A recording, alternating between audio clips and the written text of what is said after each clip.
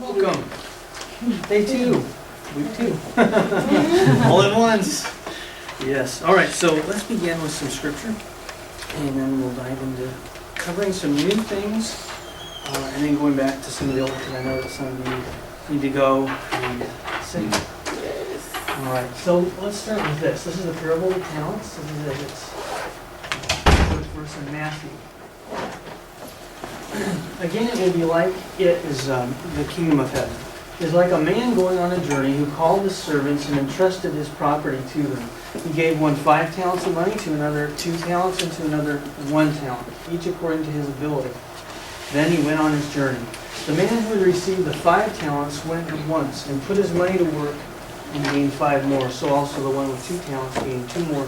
But the man who had received 1 talent went off, dug a hole in the ground, and hid his master's money. After a long time, the master of those servants returned and settled accounts with them. The man who had received the 5 talents brought the other 5. Master, he said, you entrusted me with 5 talents. See, I have gained 5 more. His master replied, well done, good and faithful servant. You have been faithful with a few things. I will put you in charge of many things. Come and share your master's happiness. The man with 2 talents also came, and he said something similar. And so I'm going to drop down to here, 24, where the fellow with 1 talent speaks to the master. Then the man who had received the 1 talent came. Master, he said, I knew that you are a hard man, harvesting where you have not sown, and gathering where you have not scattered seed. So I was afraid, and went out and hid your talent in the ground. See, here's what belongs to you. His master replied, you wicked, lazy servant. So you knew that I harvest where I have not sown, and gather where I have not scattered seed. Well then, you should have put my money on deposit with the bankers, so that when I return, I would have received it back with interest. Take the talent from him, and give it to the one who has 10 talents. For everyone who has will be given more, and he will have an abundance. Whoever does not have, even what he has, will be taken from him. And throw the worthless servant outside into the darkness, where there will be weeping and gnashing of teeth. Talent is actually a unit of money. By some strange fluke, it sounds like our word for gifts and abilities, which in the end turns out to be rather appropriate, because that's exactly what this is about, I believe. The master represents God, and the servants are people to whom God has given abilities. Given talents according to their ability, as it said. Their ability to handle it, to use it well. This fellow, the last one, is called wicked and lazy. Can you get a little bit more into why what he's doing is not right? What's wrong with him? I mean, read it carefully what he says. Master, he said, I knew that you were a hard man, harvesting where you have not sown and gathering where you have not scattered seed. I was afraid. You knew better. And You knew better. It seemed that it takes that tenacious, I want to do this no matter what, and he's seen that in his master, and he didn't follow that pattern. And he felt convicted he for sees it. tenacity in his master. Yeah, he saw the example, and he was afraid because he hadn't followed suit. He had chosen to be lazy. And maybe he isn't lazy, but what he's actually saying, look, you don't do a bit of work. You have people like me go and work for you, and you didn't lift a finger. I'm resenting that. Is kind of what I'm read it again. I knew that you're a hard man. That means exacting.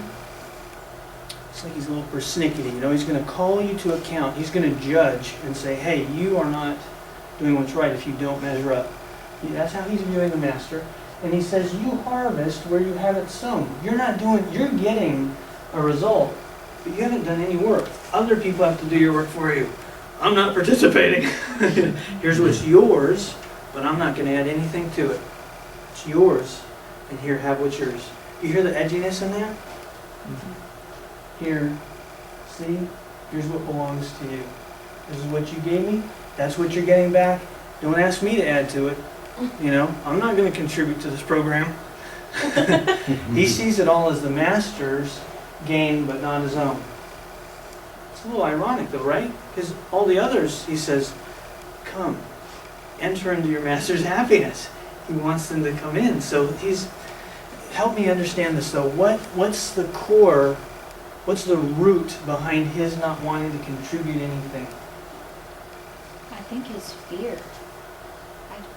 I think anytime we operate on a fear instead of love, anytime that our art or our gifts are, if we try to produce them out of fear, it's paralyzing. So we have to produce out of the root of faith and love. Yeah, so true. Right on. In here he says, I was afraid. And so he doesn't take risks. He doesn't do anything. But there's something more to it. Why is he afraid? He says, so I was afraid. Why is it that he's afraid? Why?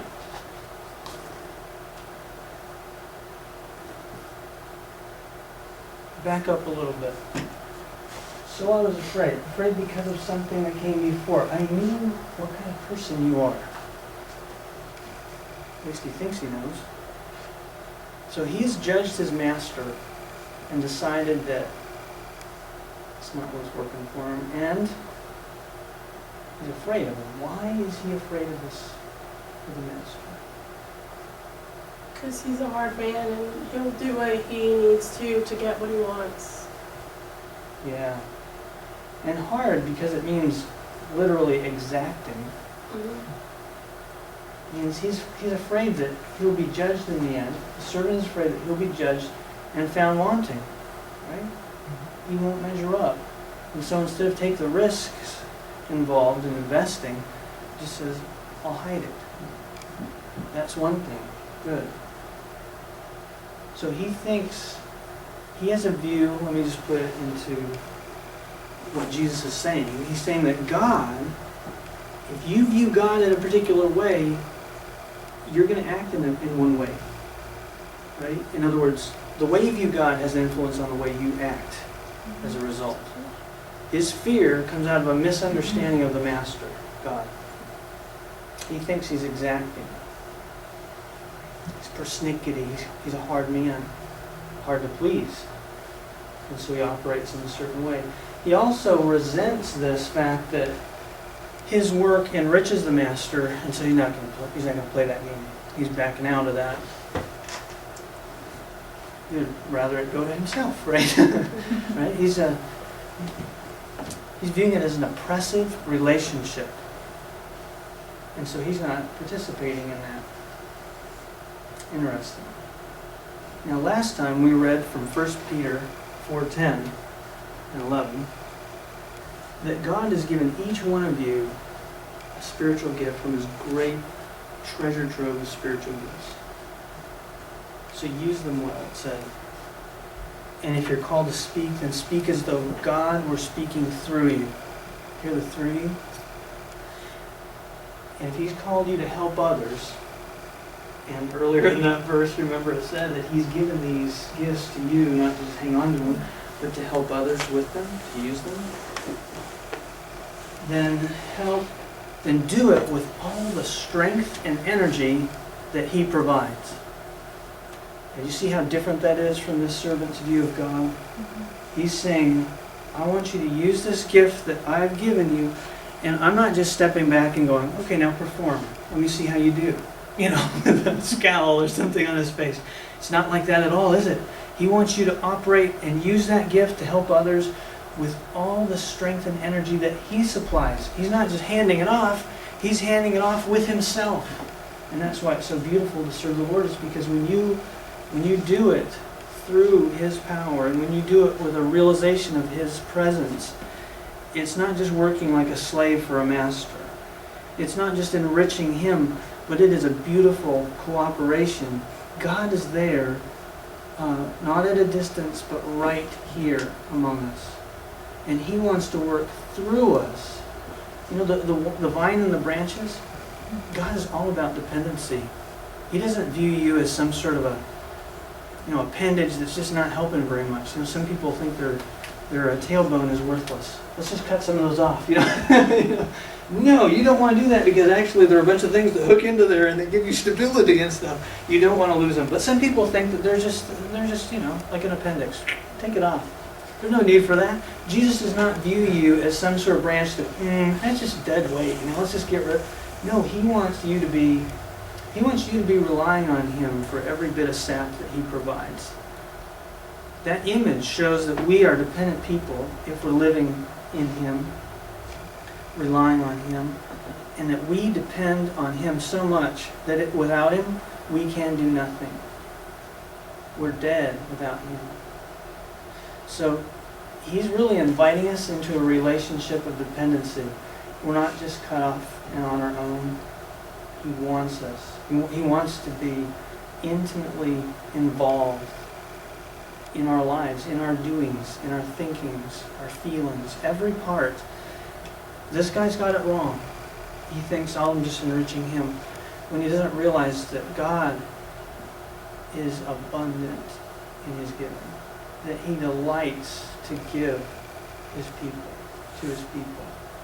That's the kind of God we serve, not some persnickety, hard, exacting person who's there to just judge.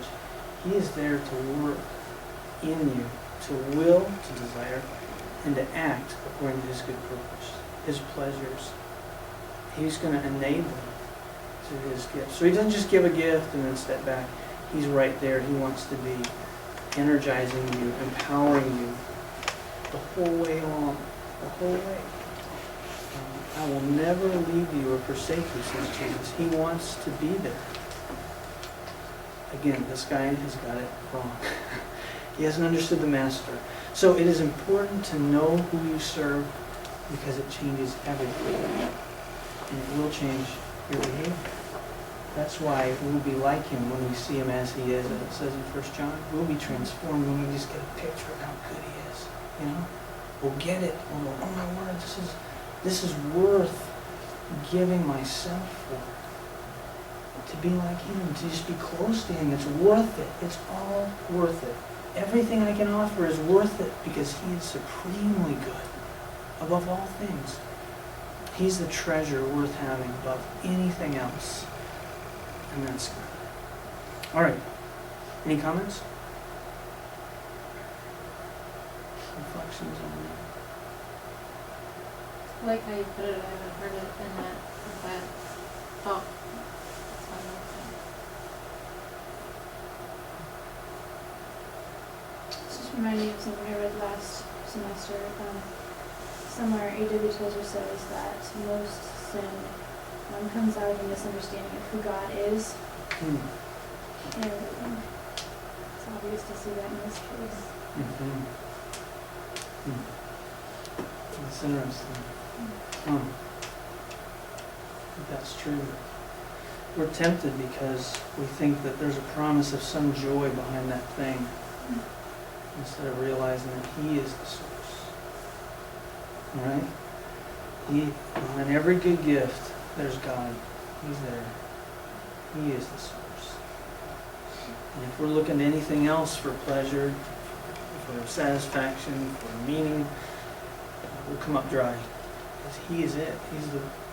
You peel back enough layers. There He is behind it, bringing that thing to your address. It's good.